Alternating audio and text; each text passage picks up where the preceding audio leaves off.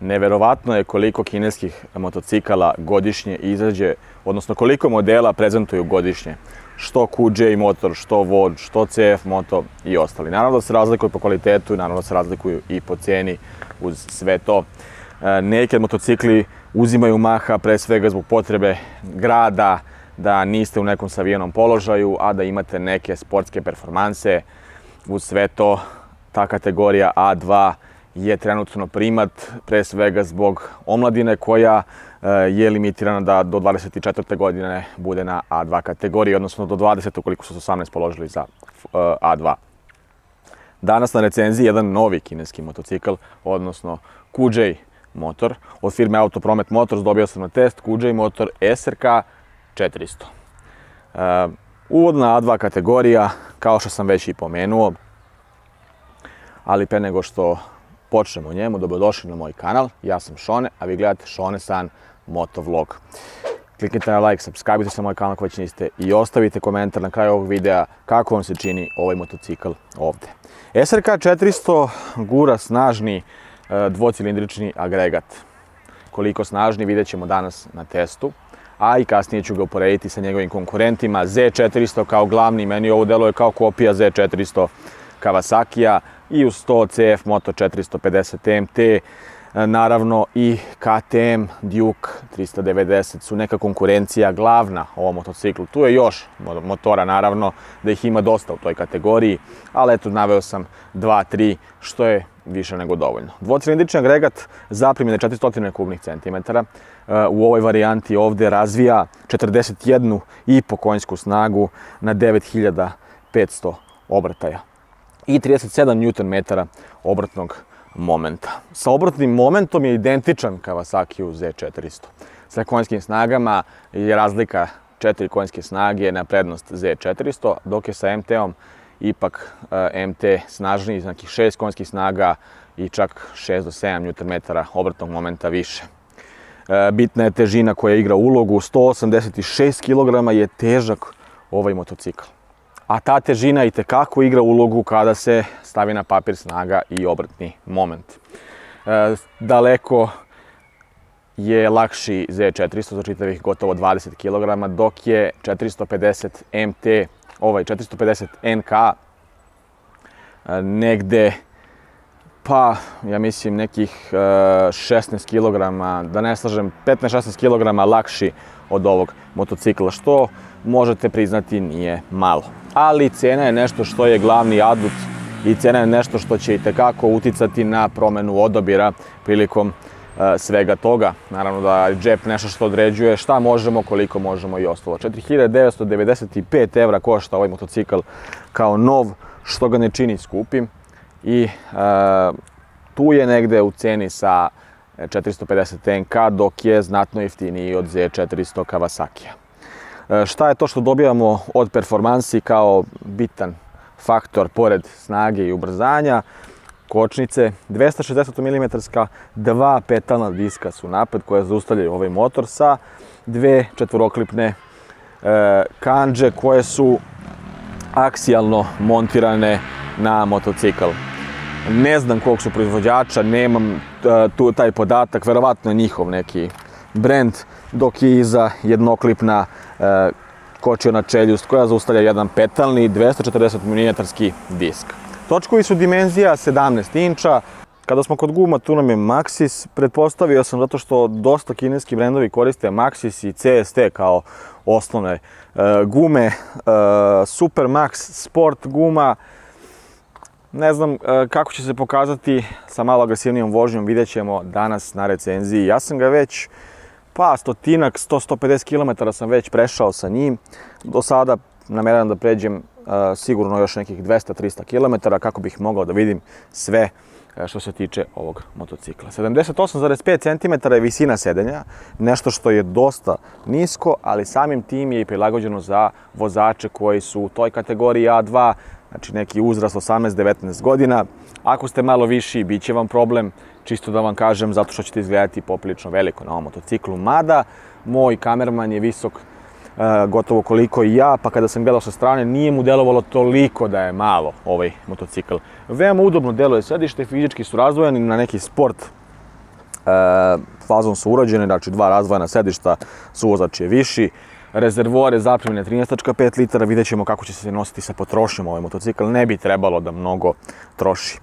Jedan lep dizajn, agresivne linije, ovaj deo me čak podsjeća i na KTM-a, ali prevashodno zbog cevastog rama koji vezuje sve ovo. Čelični cevasti ram vezuje u celinu sve ovo. Klasična upside down viljuška bez podešavanja napred, iza je monošok amortizer sa jednim podešavanjem. Što se tiče drugih nekih stvari, potpuno LED osvjetljenje, nešto što je i normalno, po mom mišljenju treba da bude normalno za motocikle ovih godina.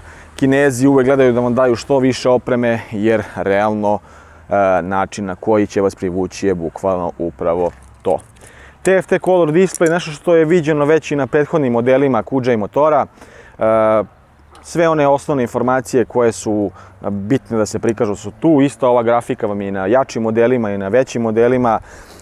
Indikator stepena prenosa, indikator goriva u stepenima, indikator temperature vode u stepenima, brzinomer, obrtomer, odometar i lampice koje su tu za greške, ABS i ostalo. Motor ima ABS, što je normalno i standardno od 2018. godine. Što se tiče ovih komandi, standardne su kao i na svakom QJ-u, blicanje napred, selekcija i prolazak kroz menije, dugo kratko svetlo, pokazivači pravca sirena i sa desne strane dugme za gašenje motora, startovanje i upozorenje, odnosno sva 4 pokazivača pravca. Nema tu šta mnogo pričati.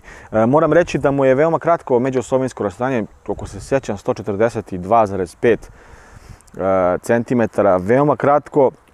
Vidjet ćemo kako će to da se ponaša. Dosta je nizak od zemlje, što se može i vidjeti. Ne znam kakav je na nekim višim trotoarima, kako će se tu pokazati. Da li će ovaj amortizer imati taj efekat da je dosta tvrd na zadnjem kraju kada se vozi. Vidjet ćemo. Sada pogledajte kako meni sa mojih 185 stoji ovaj motocikl, čisto da imate u vidu. Vidite i sami, još smo pod nagibom, znači poprilično savijene noge. Zanimljiva činjenica mi je ovo da je jednodelno. Cijela ova polugica skroz iza se povlači, jako je velika i masivna.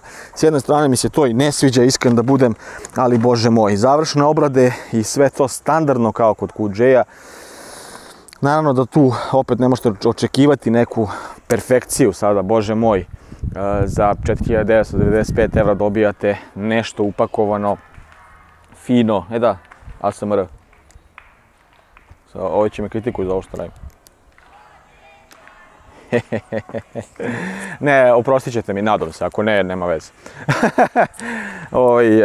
Idemo da se provozamo sada da vidim kakav je u krivinama, kakav je na putu. Već sam ja to donekle i video na autoputu i raznoraznim opcijama sa suvozačem i bez. Pa, hajmo sada u test.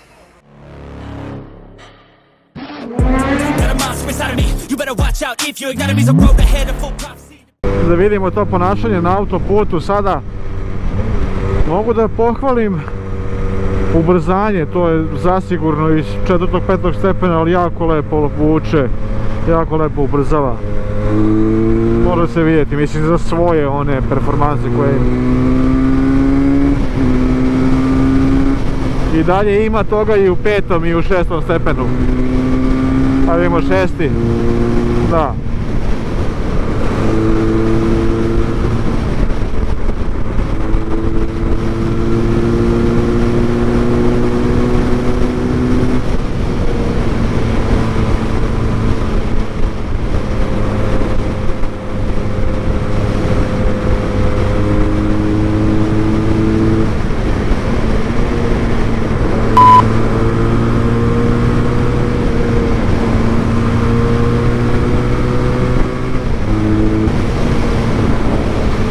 I lepo se nosi sa brzinom koja je tipa 120 na sat.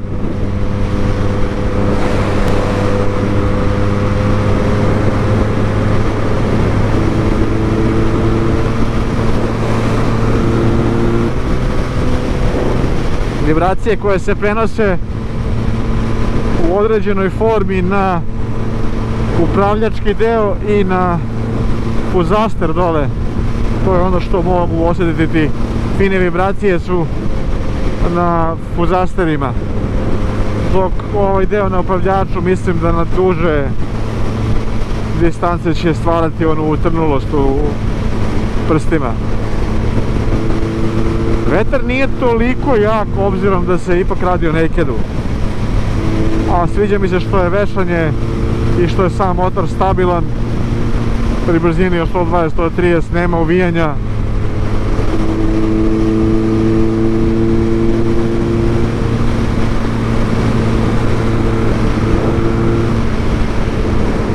To je za sad zamjerka. Posle ćemo testirati ubrzanje malo da vidimo kakav je do 100 na sat.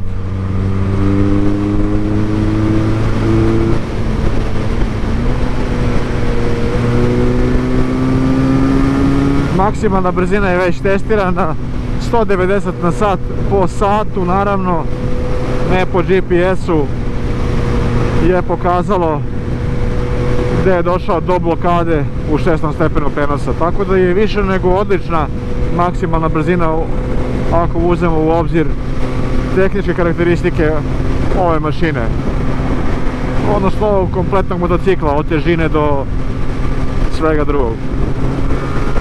Interesantno je, mislim, s jedne strane mi smeta zbog izgleda prevashodno visina ovih retrovizora, poprilično su visoke, nekako bodu u oči. Mislim, jeste da daje odličnu preglednost, ali nekako mnogo štrči.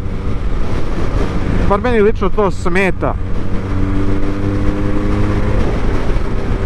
Ovaj ekran je kao i na modelima 700, samo što u dijagonali se razlikuje. Smatram da je pregledan, prikazuje sve one informacije koje su vam potrebne. Vidjet ćemo, sa punim rezervoarom sam krenuo od čepa, za sad je 140 km pređeno, spustio se na malo ispod pola rezervoara na bordu, vidjet ćemo koliko će to biti kada bude došlo rezerve, pa kada se bude opet sipalo. Potrošnja neštedljive vožnje, da napomenem opet.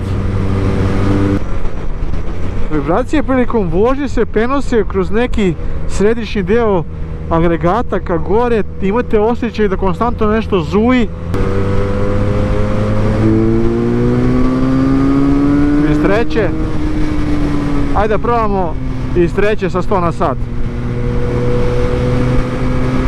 91, 2, 3, 4, 5, 6, 7.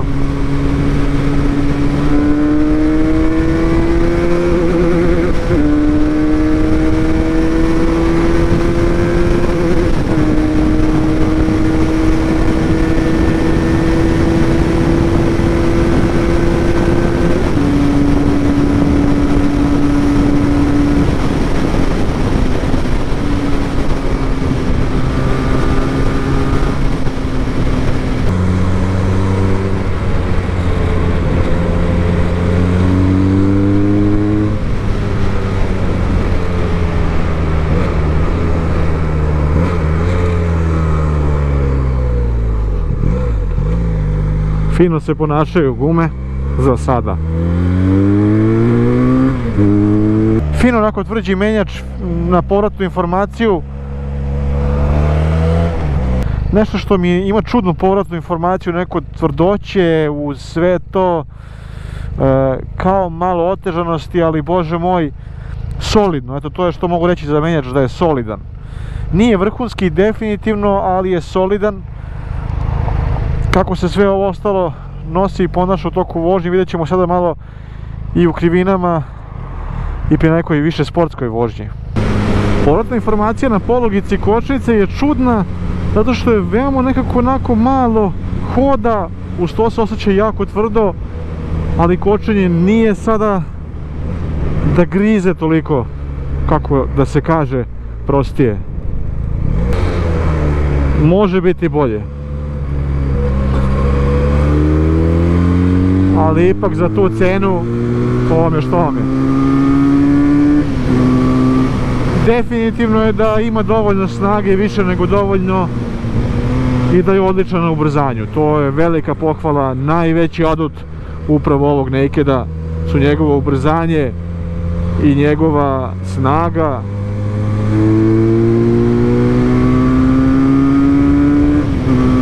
I lakoća vožnje, jer mnogo se lako vozi. Mislim, veoma je lak za vožnju, eto tako rečeno možda.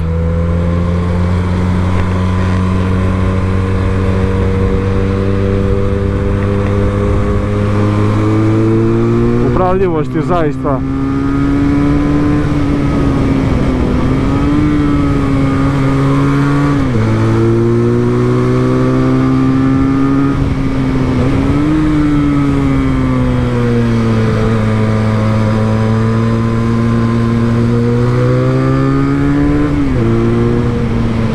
fin zvuk ima, obzirom da je ovdje ipak fabrički izduv. Jako fin zvuk, pogotovo kada pređe nekih 5000 obrtaja limit.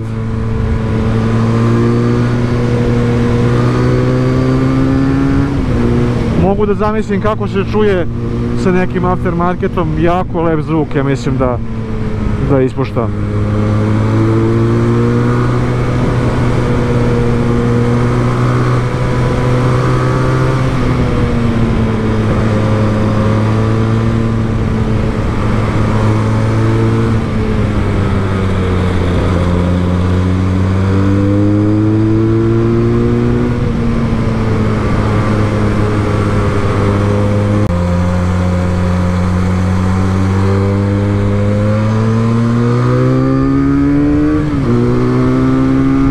Ovdje se osjeća kako ima snage, prosto nijedno brdo mu ne predstavlja problem. Zakačik dole je.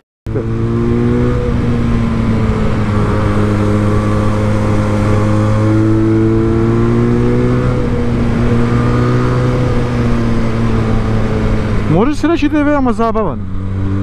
Baš upravo zbog te svoje snage i toga ubrzanja i toga koliko se lako vozi.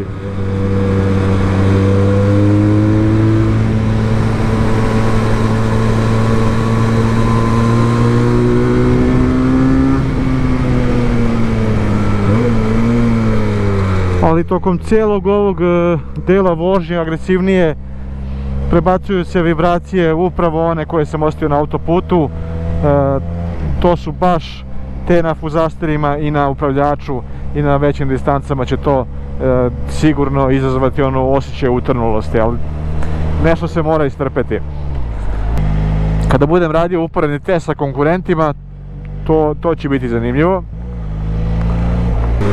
Položaj vozača je nekako čudan, zadnjica nekako kada sedite na novom motociklu kao zadnji deo da vam je onako malo naglutka napred, dok prepone to najviše osjećaju u kontaktu sa rezervoarom, neko napetost, dosta uzan rezervoar gdje noge podilaze pod njega uz neku jako lepu liniju i neko položaj nogu savršen, ali čudan za zadnjicu i kičmu. Ne mogu reći da je nešto udoban, jer evo pri nekih trenutnih 30-40 km danas nisam nešto oduševljen udobnošću baš. Blago ka napred, bukvalno blago ka napred ste nagnuti, ruke u šini od možda po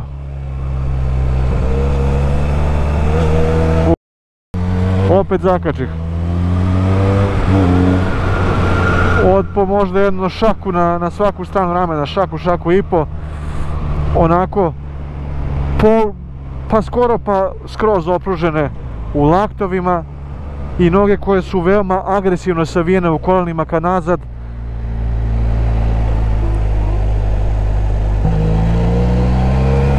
Što se može i vidjeti ovdje, neki polusportski položaj da ga nazovem.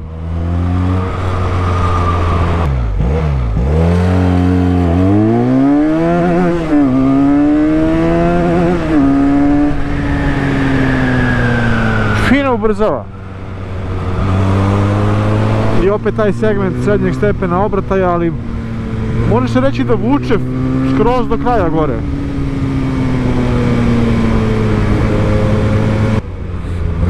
I dalje na kočenje nisam previše oduševljen kočenjem. Jako je zabavan, pogotovo za nekog ko je tek ušao u ovaj svijet motocikala. Mislim da mu i potrošnja mala. Vidjet ćemo kada budemo sipali do čepa opet koliko je potrošio na koliko kilometara. Trenutno je to na gotovo 160 nepunih kilometara od kad sam ga ja preuzeo je pređeno. Vešanje nije previše mekao napred, nemate onog prevelikog potiskivanja što se može i vidjeti kada se naglo koči. Evo još jedno. Prednja, zadnja znatno slabija.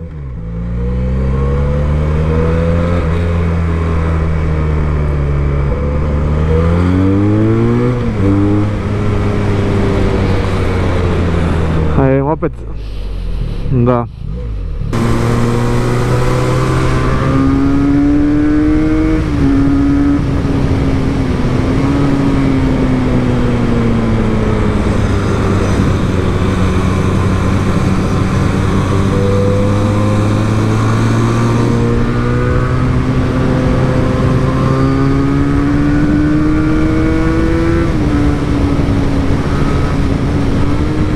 Vreme je da sumiram svoje utiske, dam neke ocene za ovaj QJ Motor SRK 400, jedan solidan naked A2 motocikl. Što se tiče snage i ubrzanja, definitivno je nešto što mi je najveći utisak, odnosno najveću impresiju ostavilo, da ima zaista dovoljno i više nego dovoljno snage i lepo ubrzava. Kakve je odnosno konkurente, to ćemo uraditi s jednim uporednim testom. Da li se to sve uklapa, da li ima boljih za te novce i sve, opet ćemo, kažem, snimiti jedan uporedni test svih u klasi. Tako da tu neću ga porediti ni sa jednim drugim motociklom. Ocene koje ću mu dati za snagu i ubrzanje su 4 od 5, možda bolje rečeno, segmenta. Što se tiče kočenja, iako je kočnica poprilično tvrda i daje vam osjećaj da na povlačenju polugice kočnice zaista ćete imati dobro kočenje, to bar nije slučaj sa tim. Kočenje nije na nekom nivou, nisam nešto prezadovoljan, tako da ću dati ocenu 3 od 5. Definitivno mislim da je to skroz ok ocena što se tog dela tiče. Vibracije koje se penasuje jedna mana, komentarisao sam to kako na upravljaču, odnosno guvernalu, tako i na fuzasterima dole, i neudobnost je nešto što će okarakterisati ovaj motocikl. Potrošnja je bila zaista i ono što se očekuje za jedan ovakav motocikl sa punim rezervoarom. Već smo na rezervi, prešlo se ukupno 250 km. Koliko je to sad izašlo, vidjet ćemo u zbiru nekom, ali da ugrubo kažemo da troši negde oko 5 litara agresivne vožnje. Komentarisao sam sve, upravljivost je odlična u segmentu same upravljivosti i lakoće vožnje ovog motocikla. Vešanje nije baš idealno, dobro se ponašalo, solidno je, upravljivost sama po sebi dobija ocenu 5 od 5, dok vešanje dobija, po mom nekom mišljenju, ocenu 3.5 od 5. Mislim da je to nešto realno što se tiče tog nekog segmenta. Kvalitet izrade, što se tiče QJ-a, sve je bolji i bolji. Opet se manjka i mora se zameriti na završnim obradama prekidača. Mislim da su mogli malo da dorade i ovaj ekrančić, mada lepo je dobiti full color TFT ekrančić u ovoj ceni. Isplati li se uzeti? Pa isplati se kao i svaki drugi motorić, mislim, za svoj novčanik ga uzimate, lep, atraktivan, dosta je mali i više pogoduje vozačima nižeg rasta. Definitivno, pre svega zbog svojih gabarita, atraktivan je, naravno. Sve ostalo zavisnosti od vašeg budžeta i vašeg novčanika. Kad budemo radili uporedni test, vidjet ćemo koji je najbolji u klasi i gde se nalazi zapravo QJ Motor SRK 400 na toj lestvici. Mi se vidimo u nekom od sledećih recenzija. To je bilo to, kliknite na like, subscribe na moj kanal i obavezno komentar za SRK 400. Stay strong! Waiting for my time to shine just like a diamond. When life is rough and I ain't with that funny stuff, I use it all as motivation, but it's hard to have the patience. Watching time fly by might be the hardest thing I have to do in life. Frustrated that I ain't where I want to.